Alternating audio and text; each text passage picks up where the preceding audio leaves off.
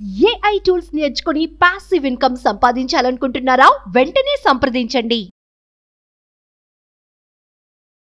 నమస్కారం ప్రియ చౌదరి గారు. నమస్తే అమ్మా. అంటే ప్రస్తుతం ఉన్నటువంటి జనరేషన్ చూస్తే మనకి ఏ విధంగా తయారైపోయిందంటే, జీవితంలో కష్టాలు పడో, బిజినెస్ లాస్ అయ్యో, లేదా ఫ్యామిలీకి సంబంధించినటువంటి ప్రాబ్లమ్స్లోనూ ఇరుక్కుపోయి 40 years రాగానే అలసిపోతున్నారు. రెస్ట్ ఆఫ్ ద లైఫ్ ఏంట్రా అని అంటే డిప్రెషన్కి వెళ్ళిపోవటము, సూసైడ్ చేసుకోవటము, లేదా ఎక్కడికన్నా వెళ్ళిపోయి మిగతా జీవితాన్ని గడిపేద్దాం, ఏంటి వీటితో సంబంధం లేకుండా అని జీవితం నాశనం చేసుకుంటున్న వాళ్ళు చాలామంది ఉన్నారు. 40 తర్వాత ఏం చేద్దాంరా అని అంటే వెనక్కి తిరిగి చూసుకుంటే ఏది కనిపించదు. అప్పటి వరకు బాగానే కష్టపడతారు, అప్పటి వరకు అక్కడే లైఫ్ని బాగానే లీడ్ చేస్తారు.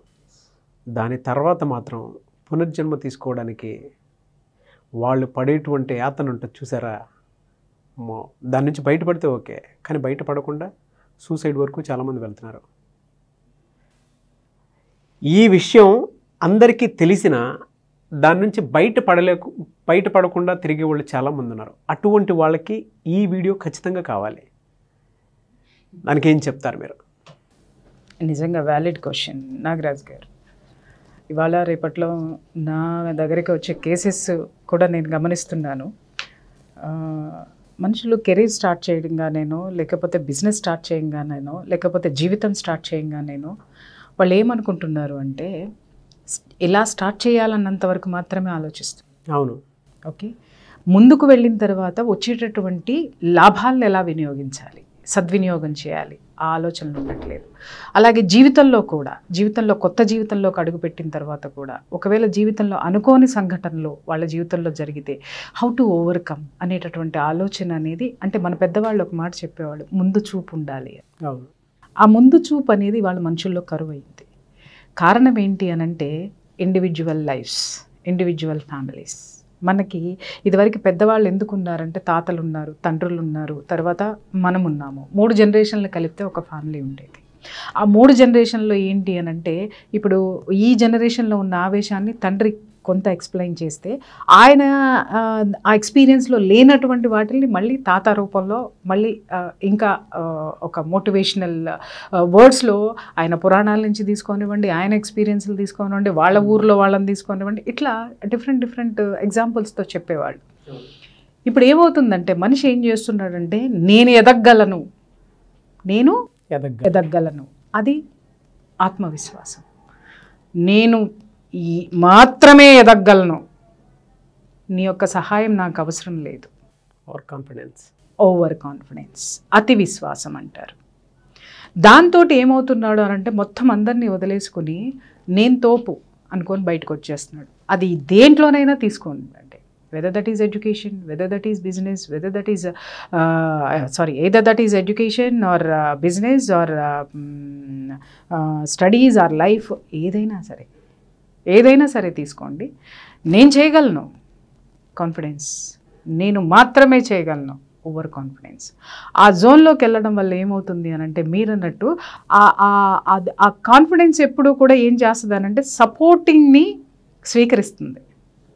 ఓవర్ కాన్ఫిడెన్స్ ఏం చేస్తుంది అనంటే ఎవరిని కూడా స్వీకరించలేదు. మనల్ని, అంటే అక్కడ మనం మర్చిపోతున్నది ఏంటి అనంటే మనల్ని మనమే స్వీకరించలేమని అర్థం అన్నమాట. సో ఇక్కడ మనిషి దెబ్బతింటున్నాడు. ఏమవుతుంది అనంటే వయసు ఉన్నప్పుడంతా మనకి మనలో మానసికంగా కానివ్వండి, శారీరకంగా కానివ్వండి, దృఢత్వం ఉన్నంత వరకు కూడా మనం ఎంతటి కష్టాన్నైనా సరే 1 failure, 2 failures, 3 failures తట్టుకోగలుగుతాం. బట్ సర్టన్ ఏజ్ వచ్చేసరికి మనిషి ఏం చేస్తున్నాడు అనంటే ఆలోచన రహితంగా మారిపోతున్నాడు. వయసులో ఉన్నటువంటి ఆలోచనలో ఉన్నటువంటి షార్ప్నెస్ తగ్గుతుంది. అవును.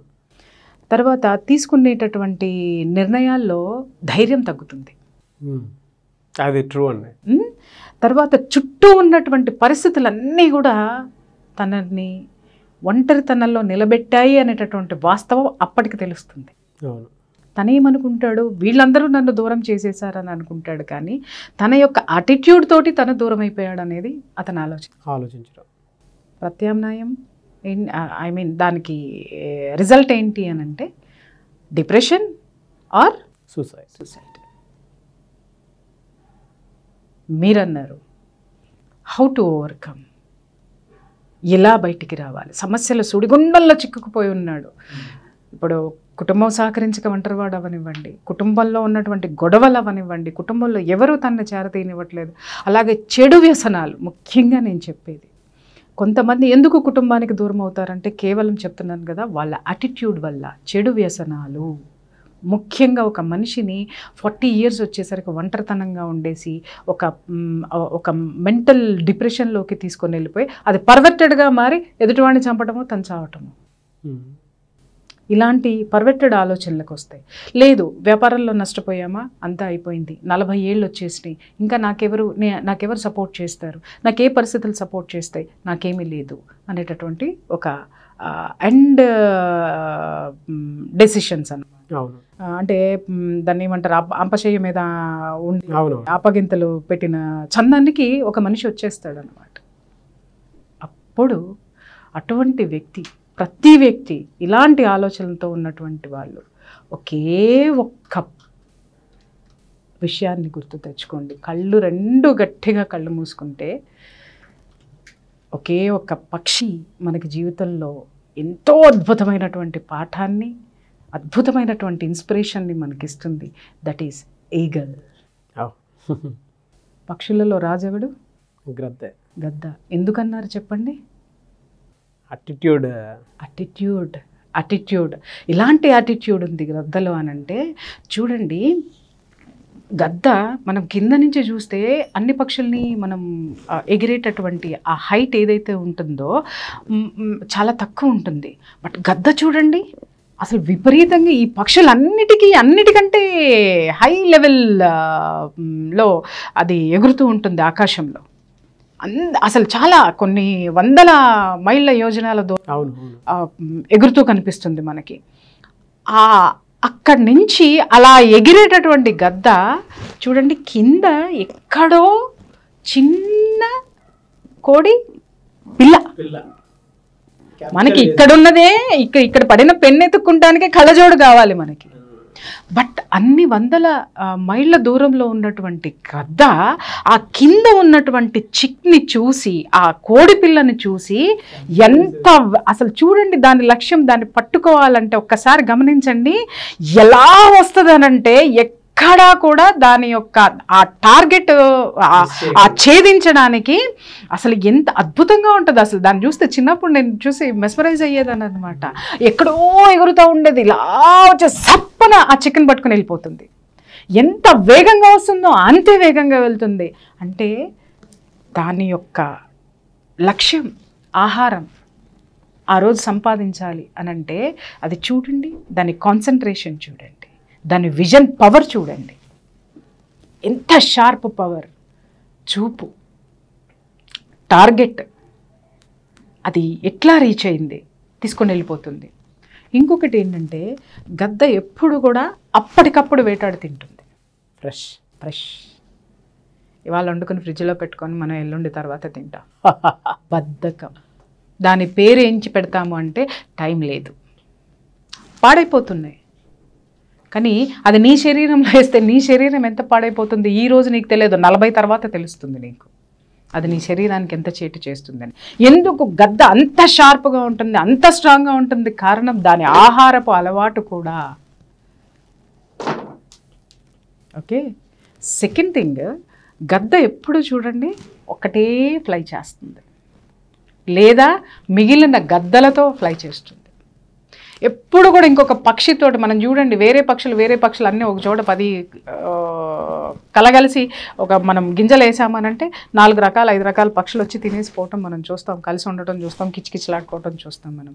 బట్ ఒక గద్ద అక్కడ వచ్చి నిలబడిందంటే ఒక్క పక్షి అన్న చుట్టుపక్కల ఉంటుందా? అవును, ఉండదు, కెనాట్, ఉండనివ్వదు. అంటే దాని షార్ప్నెస్ కానివ్వండి, దాని ఇండివిజువాలిటీ కానివ్వండి, దాని ఆత్మవిశ్వాసం కానివ్వండి అంత స్ట్రాంగ్. ఎందుకు ఉంటుందంటే బికాజ్ ఆఫ్ ఇట్స్ యాటిట్యూడ్. ఏమండి ఇవన్నీ ఉన్నాయి, అంత ఎగరాలి, ఇది మాత్రమే అనుకుంటున్నారా? దీనికి మించి ఒక అద్భుతమైనటువంటి వర్షన్ మనం గద్దలో మనం చూస్తాం. మనం ఏంటంటే ఇప్పుడు మీరు అడిగారు 40 రాగానే సతికిలు పడిపోతారండి. అవును, గద్ద లైఫ్ స్పాన్ 70 years తెలుసా? అందరికి తెలిసే ఉంటుంది. 70 years. బట్ మనిషికి కూడా ఇంచుమించు అంతే కదా. అంతే ఉంటుంది. అంతేకాదు, తలుచుకుంటే 120 ఏళ్ళైనా బతుకుతాడు, 170 ఏళ్ళైనా బ్రతుకుతాడు. కానీ మనం తలుచుకునేది అంతే ఎప్పుడు అని అంటే, పెళ్ళాం కొట్టిందా, పెళ్ళాన్ని పోషించలేదా, లేకపోతే పక్కనాడు ఎదిగిపోయాడా, లేకపోతే పరీక్షలో ఫెయిల్ అయ్యానా, లేకపోతే బిజినెస్లో లాస్ అయ్యానా, నన్ను మోసం చేశారు, నేను ఫెయిల్యూరు అని వీడు మమ అనుకుంటూ ప్రపంచంలో ఉన్న నెగిటివ్ అంతా వీడి మీద వేసేసుకుంటూ ఉంటాడు. కాబట్టి 40 లోపే జయ గురుదేవ్ వెళ్ళిపోతున్నాడు పై తప్పగట్టేస్తున్నారు. అంతే. 35 దాటిన తర్వాత లైఫ్ గ్యారంటీ లేదు. But you should read, you should observe, you should follow the eagle. 40 years వచ్చిన తర్వాత గద్దకి, ఇప్పుడు నేను ఇందాక చెప్పాను చూసారు, అది ఎలా వేటాడుతుందని చెప్పాను, అంత పై నుంచి ఫోకస్డ్గా వచ్చి అసలు స్ప్లిట్ ఆఫ్ సెకండ్స్ అండి, కంటి రెప్పపాట్లో గద్ద దన్నుకుపోయాడు రా అంటారు. అంటే అర్థం ఏంటి అని అంటే, యూ కెనాట్, దాన్ని ఏమంటారు, అడ్డుకోలేవు నువ్వు దాన్ని. గద్దని ఇప్పుడు ఈ కాకి ఏదన్నా వస్తే తోలగలం, పిచ్చుకొస్తే తోలగలము, లేకపోతే పావురం వస్తే తోలగలము, ఇంకే పక్షులు వచ్చినా దాన్ని ఒక చెట్టు మీద ఒక పండును కొడుతున్నా తోలగలం, ఒక పక్షిని ముట్టుకున్న తోలగలం, లేకపోతే ఇంకొక దాని మీదకి వెళ్తున్నా కూడా మనం అబ్జెక్ట్ చేయగలము, మనం దాన్ని ఆపగలము. But we can not. అసలు మనకి అందరటువంటి విషయం అది. ఏది స్ప్లిట్, అసలు రెప్పపాట్లో ఎగరేసుకుని పోతుంది, గద్దలాగా తన్నుకుపోయాడు రా అని అంటారు. అంటే ఏంటంటే ఇంకొకరికి అవకాశం ఇవ్వరు, అంత షార్ప్ లక్ష్యం అన్నమాట వాళ్ళది. దానికి ఆ పేరు ఉంటుంది. అలాంటి షార్ప్నెస్కి యూజ్ అయ్యేటటువంటి దాని గోళ్ళు, అంత అబౌవ్ క్లౌడ్స్ మీద ఎగిరేటటువంటి దాని రెక్కలు, ఆ మాంసాన్ని పొడుచుకు తినేటటువంటి ఆ ముక్కు, మొత్తం అన్నీ కూడా ఆ ముక్కు అంతా బండబారిపోతుంది, ఆ షార్ప్నెస్ తగ్గిపోతుంది, ఆ గోళ్ళల్లో షార్ప్నెస్ తగ్గిపోతుంది. ఆ ఫెదర్స్ అన్నీ కూడా 40 years వచ్చేసరికి ఆ ఫెదర్స్ పెరిగిపోయి ముదురుగా అయిపోయి చాలా చాలా థిక్ అయిపోతాయి అన్నమాట. అది ఎగరడానికి దాని ఆకారానికి మించి పెరిగిపోయి అది ఎగరలేనటువంటి పరిస్థితుల్లో వస్తుంది. ఇప్పుడు చెప్పండి, గద్ద ఏం చేయాలి? ఆత్మహత్య చేసుకోవాలా? డిప్రెషన్లోకి వెళ్ళాలా? లేకపోతే మిగిలిన పక్షులన్నిటి మీద పడి అరవాలనా? మూల కూర్చోవాలనా? ఆకలితో చచ్చిపోవాలనా? ఎందుకంటే వేటాడలేదు అది. అవును, అది వేటాడితేనే తింటది, ఇంకొకళ్ళు వేటాడింది అది తినదు. ఏం చేయాలి గద్ద? ఇవేమీ చేయదండి. ఏం చేస్తుంది? పునర్జన్మ కోసం ట్రై చేస్తుంది విత్ ఎ పెయిన్ఫుల్ యాటిట్యూడ్. ఎంత భయంకరమైనటువంటి పెయిన్ఫుల్ యాటిట్యూడ్ తోటి అది రీబర్త్ తెచ్చుకుంటుంది అని అంటే, 40 years ఎప్పుడైతే తనకి ఇలా ఈ మైనస్లన్నీ వస్తాయో, తన శరీరం తనకి సహకరించదో, అప్పుడు వెంటనే ఏం చేస్తుంది అని అంటే, అది ఒక శిఖరం మీదకి, ఒక మౌంటైన్, ఒక పర్వతం మీదకో, ఒక కొండ మీదకో, ఆ రాక్ మీదకి వెళ్ళిపోతుంది అనమాట. పినాకిల్ మీదకి వెళ్ళిపోతుంది. వెళ్ళి అక్కడ ఒక నెస్ట్ ఏర్పరచుకుంటుంది. అక్కడ కూర్చొని ఏం చేస్తుందో తెలుసా అండి? 150 days ప్రాసెస్ తీసుకుంటుంది తన రీబర్త్ కోసం. ఏం చేస్తుంది మేడం? తపస్సు చేస్తుందా? మెడిటేషన్ చేస్తుందా? దేవుడి కోసము ఇంకేమన్నా పద్యాలు చదువుతుందా? లేకపోతే మంత్రాలు పూజలు చేస్తుందా? లేకపోతే ఇంకా ఏమన్నా వండర్స్ చేస్తుందా? ఏం చేస్తుంది అని అంటే, ఆడ ఫస్ట్ అక్కడ ఆ మౌంటైన్లో ఒక రాక్ మీద కూర్చోనది, ఎవ్వరు మళ్ళీ చుట్టుపక్కల ఎవ్వరు అందనటువంటి ప్లేసు. అక్కడ చూడండి, అది చూస్ చేసుకునేది కూడా అసలు ఎలాంటి ప్లేస్ని చూస్ చేసుకుంటుందో, అది it's a royal thing. Eagle means it's a royal. ఏది ఉన్నా దాని ప్రత్యేకత దానికి ఉంటుందన్నమాట. అక్కడ కూర్చుంటుందండి. కూర్చొని ఫస్ట్ ఏం చేస్తుందంటే, దాని ముక్కుతోటి ఈ షార్ప్నెస్, ఇవి తగ్గిపోయినటువంటి గోళ్ళు ఏమన్నా ఉంటుందో ఆ గోళ్ళని పీకేసుకుంటుంది ముక్కుతో. సడేషన్ తీసుకుందా? మనం యాంగ్జైటీలోకి వెళ్ళంగానే, డిప్రెషన్లోకి వెళ్ళంగానే 100 నిద్ర మాత్రలు రోజుకు 1, 2, 3, ఫస్ట్ 1తో మొదలు పెడతాం, తర్వాత అది 100కి వెళ్తుంది ఇక చివరి ఆఖరికి వచ్చేసరికి. బట్ అది పీకేసుకుంటుంది. దాని లక్ష్యం ఏంటండి? తను జీవించాలి. ఎలా జీవించాలి? తనలాగే జీవించాలి. తన యాటిట్యూడ్ ఏది ఉందో ఆ యాటిట్యూడ్ని తను మళ్ళీ తిరిగి తెచ్చుకోవాలి. ఆ షార్ప్నెస్ తనకు కావాలి. అది ఒక్కటే లక్ష్యం గద్దలో ఉంటుంది. ఇది ఏముండదు. పీకేసుకుంటుందండి. తర్వాత ఆ బీక్ ఏదైతే ఉంటుందో, ఆ ముక్కు ఏదైతే ఉంటుందో టకా టకా టకా టకా టకా రాక్ వేసి కొట్టి కొట్టి కొట్టి కొట్టి కొట్టి అది ఊడిపోయేటట్టు కొట్టేస్తుంది. గోల్డ్ ఫస్ట్ పీకేసుకుంటుంది, తర్వాత ఏమవుతుంది, ముక్కు ఊడిపోతుంది. It takes some days time. మళ్ళీ గోరు మళ్ళీ పెరుగుతుంది. ముక్కు ఎలా పెరుగుతుంది, కొత్తగా షార్ప్నెస్గా. ఫస్ట్ తనకి ఎలా ఉందో ఒరిజినల్, తన యొక్క ఒరిజినాలిటీ ఫస్ట్ ఈ రెండిటి ద్వారా సంపాదించుకుంటుంది. అగైన్ ఇవి రెండు స్ట్రాంగ్ అయిన తర్వాత ఏం చేస్తుందంటే నెక్స్ట్ స్టెప్ దానికి అడ్డుగా ఉన్నది ఏంటి, ఫెదర్స్. ఈ ముక్కుతోటి ఈ గోళ్ళతోటి దాని ఫెదర్స్ పీకేసుకుంటుంది, మొత్తం పీకేస్తుంది. ఆ ఫెదర్స్ పీకేసుకొని న్యూడ్. మళ్ళీ కొన్ని రోజులు ఆ ఫెదర్స్ మళ్ళీ కొత్తగా పుడతాయి. అప్పుడు ఇట్ టేక్స్ 150 డేస్ ప్రాసెసింగ్. అప్పుడు లేస్తుందండి మళ్ళీ గద్దరాజు. Yes, I'm the king, I'm strong, this is eagle. ఒక్కసారి తల ఎదిలించి మళ్ళీ జీవితాన్ని స్టార్ట్ చేస్తుంది. 150 డేస్ మాత్రమే ఒక బాధని అనుభవించింది, అది ఆకలిని అనుభవించింది. అది బట్ దేనికోసం అనుభవించింది అనంటే పునర్జన్మ. దాని యాటిట్యూడ్ అది తెచ్చుకోవడం కోసము, తనను తాను మళ్ళీ జన్మించటం కోసము ఆ బాధను భరిస్తుంది. మళ్ళీ ఒక రీబర్త్ తీసుకుని ఉంటుంది. మళ్ళీ ఐఎమ్ ద ఈగల్ బయటకు వస్తుంది. ఇక్కడ మనిషి ఏం చెయ్యాలి ఆ పరిస్థితుల్లో? కష్టాలు ఎప్పుడూ కూడా మనకి కూడా ఉండవండి, మనమే కూడా పెట్టుకుంటాం, తెచ్చుకుంటాం, కూడా ఆలోచిస్తాం కాబట్టి అవి మనతో కూడా ఉంటాయి. ఒక నష్టమే వచ్చింది లేదు, ఒక చెడు అలవాట్లో ఉన్నారు, ఒక భయంకరమైనటువంటి దాంట్లో నుంచి రాలేనటువంటి సిచ్యువేషన్స్లో చాలామంది పేరెంట్స్ కూడా ఏం చేస్తారు అని అంటే వాళ్ళ పిల్లల్ని అలవాట్లు ఎలా మాన్పించాలి అని చెప్పేసి అని పాపం వాళ్ళు చెయ్యని ప్రయత్నాలు అంటూ ఏమీ ఉండవండి, ఎన్నో చేస్తూ ఉంటారు. కానీ ఇక్కడ వాళ్ళు ఫెయిల్యూర్ అవుతుంది ఎక్కడ అనంటే ఎవరైతే వ్యక్తి ఉన్నారో వాళ్ళల్లో ఒక మార్పుని తీసుకొచ్చేటటువంటి ప్రయత్నం చేయాలి. నువ్వు మారాలి. ఆ చెడు అలవాట్లు ఉన్నటువంటి వ్యక్తి కానివ్వండి, డిప్రెషన్లోకి వెళ్ళినటువంటి వ్యక్తి కానివ్వండి, జీవితంలో ఓడిపోయినటువంటి వ్యక్తి కానివ్వండి, వీళ్ళందరిలో మనం ఫస్ట్ చేయవలసినటువంటి పని ఏంటి అనంటే వాళ్ళు మళ్ళీ వాళ్ళ జీవితం ఎంత విలువైందో ఆ జీవితాన్ని మళ్ళీ వాళ్ళు ఎలా పునర్నిర్మించుకోవచ్చో ఆ పునర్నిర్మాణం ద్వారానే పునర్జన్మ అనేది వస్తుంది. కొత్త ఉత్సాహం వస్తుంది, కొత్త ఆలోచనలు వస్తాయి, కొత్త ఎనర్జీ వస్తుంది మనకి. ఆ ఎనర్జీ తోటి మన రూపం కూడా కొత్తగా మారుతుంది. చూడండి, అది వరకటి కంటే కూడా సెకండ్ వెర్షన్, మనం సెకండ్ ఇన్నింగ్స్ ఏదైతే స్టార్ట్ చేస్తామో ఆ ఇన్నింగ్స్ ఎప్పుడు కొత్తగా ఎనర్జెటిక్గా చాలా అద్భుతంగా అందంగా ఉంటుంది. ఏంది 24 hours మనము అయ్యో అయ్యో అయ్యో అని కూర్చోవద్దు. ఆ అయ్యో నుంచి అమ్మో అనుకునేటటువంటి స్థాయికి మళ్ళీ మన జీవితాన్ని తీసుకురావడానికి పేదరికం వచ్చిందా అనుభవించండి, బట్ దాంట్లో నుంచి అవకాశాలను ఎలా ఎత్తుక్కోవాలో అంటే నీలోనే ఉన్నాయి. నువ్వే కదా ఆ స్థాయికి వచ్చి ఓడిపోయావు, నువ్వే కదా చెడు అలవాట్లకు బానిస అయ్యావు. కానీ బానిస అవ్వకముందు నీలో ఉన్నటువంటి క్వాలిటీస్ ఏంటి, ఆ క్వాలిటీస్ని మళ్ళీ పునర్నిర్మించుకోండి.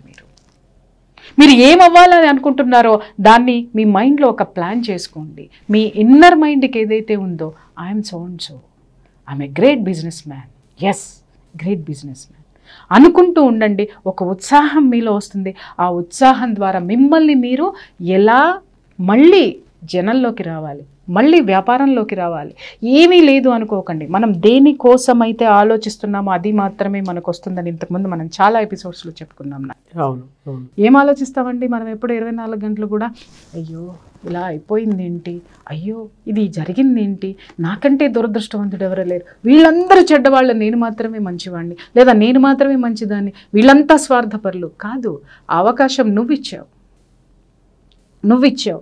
ఇంకొక విషయం కూడా చెప్తున్నా, మనల్ని మోసం చేసిన వాడు గొప్పవాడు కాదు, ఆ మోసగాడు మన ఎదుటిగా ఉన్నంత వరకు కూడా మనం వాడిని తట్టుకొని నిలబడ్డాం చూసారా, అది గొప్ప. మనం గొప్పవాళ్ళం. దాన్ని ఫేస్ చేసి నిలబడి ఎప్పుడైతే జీవితాన్ని మనం తయారు చేసుకుంటామో, life is what we make it. Nagaraju గారు, గద్ద చూడండి, ఆ షార్ప్నెస్ చూడండి, అది వేటాడేటప్పుడు దాని విజన్ చూడండి. మళ్ళీ మీ లక్ష్యాన్ని చేరుకోవాలంటే మీ లక్ష్యం యొక్క చూపు ఎక్కడ ఉండాలండి? టార్గెట్ మీద ఉండాలి, దాని మీద ఉండాలి. తర్వాత ఎలా ఉండాలంటే మీ చుట్టూ ఉండేటటువంటి బీభత్సాలన్నీ మిమ్మల్ని తుఫాన్ లాగా చుట్టూ మిమ్మల్ని ఉక్కిరి బిక్కిరి చేస్తుంటే మీరు ఏం చేయాలండి? You should fly above your circumstances. అట్లాగే నిన్ను నువ్వు పునర్నిర్మించుకోవాలి అనుకుంటే ఏం చేయాలంటే పాత వాటిని పీక్ అవతల పారే, అవి పెయిన్ఫుల్ అయినా సరే, నీ పరిస్థితులు నిన్ను ఎంత నువ్వు వదులుకోవాలి అనంటే, దాన్ని బయటికి పంపించాలి అనంటే, దానికోసం ఒక యాటిట్యూడ్, మీరు ఒక చెడు అలవాట్లకి బానిస అయితే రీహాబిటేషన్లో మీరు కష్టాలు పడాలి. మీ బాడీ చాలా చాలా చాలా ఎస్టేట్ చేస్తుంది అన్నమాట, వాటిని స్వీకరించదు, ఏ కొత్త అలవాట్లు స్వీకరించదు, చాలా పెయిన్ఫుల్ ఉంటుంది. కొన్నాళ్ళు ఆ పెయిన్ఫుల్ని భరించండి, మీ కొత్త జన్మ ఎలా ఉంటుందో అర్థం చేసుకోండి. అలాగే మీ ఏ కష్టాలైతే మిమ్మల్ని ముంచెత్తినాయో, fly upon circumstances. Try and try till you success. So విజయం కోసం మనం ఒక చూపు ఎప్పుడైతే మన యొక్క మైండ్ని, మన యాటిట్యూడ్ని పెడతామో, ఇది ఫెయిల్యూర్ కాదండి. మన జీవితంలో ఏది జరిగినా కూడా it's a part in our life. ఇంకా జన్మ మనకి బోల్డంత ఉంది, దాన్ని రీకన్స్ట్రక్ట్ చేయడానికి మనకి ఏమి అవసరమో వాటిల్ని మనం చాలా జాగ్రత్తగా వాటిల్ని ఆ యొక్క అవకాశాలను అందిపుచ్చుకొని మనం మారాలి అని అనుకున్నప్పుడు, ఆ మారేటటువంటి పరిస్థితులు మనకి ఎంత బాధ కలిగించినా, తర్వాత ఎంత భరించలేనివిగా ఉన్నా కూడా వాటి నుంచి ఓవర్కమ్ అయ్యేటటువంటి పట్టుదల మనతో ఉంటే ఖచ్చితంగా మనకు ఒక అద్భుతమైనటువంటి జన్మ మళ్ళీ మన ముందుంటుంది. Life is what we make it. Live like an eagle. Thank you so much Priya Chaudhary గారు. థ్యాంక్ యూ అమ్మా.